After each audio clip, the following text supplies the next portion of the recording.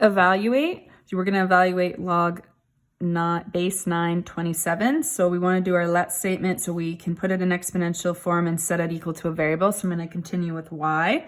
So putting in an exponential form, you've got your base number of 9 to the exponent y equals 27. Now you want to get a common base. So we're going to write both of them with the base 3. So 3 squared, the y is still there. 27 is written as 3 cubed. Now you can set your exponents equal to each other and isolate the variable. So y is equal to 3 over 2. It's a good idea when stating final answers on any assessment that you clearly state your answer. If you're just doing your homework, just leaving it as y equals is fine. Let's continue on. Let's do our let statement. That does need to happen. Let that equal y. We need to put in an exponential form.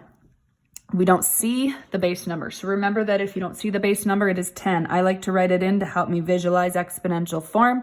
So this is 10 to the y is equal to 0.001.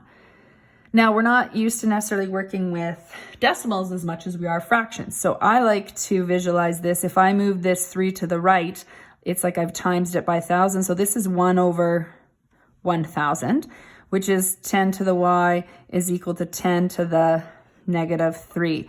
Now, those of you that are comfortable with scientific notation may recognize that if you move the decimal 3 to the right, that is the same thing as the scientific notation as 10 to the -3. So you can certainly just jump straight to that if you recognize that. That's great. Set your exponents equal to each other. Y is equal to -3. So the log of 0.001 is equal to -3. Now, this is one that you could check on a calculator.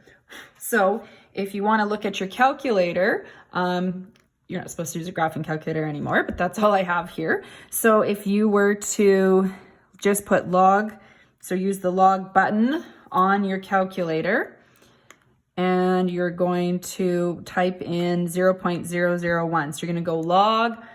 It might open the brackets like mine did, 0.001. It's always a good idea to close brackets. It'll still calculate it otherwise, and you'll get -3.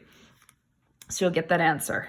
I want to point out, had I done that with, let's say, this question, and I said log of 27, so let me just show you, log of 27, it tells me it's 1.43 instead of 1.5 because this is base 9. So your calculator only works for base 10 questions.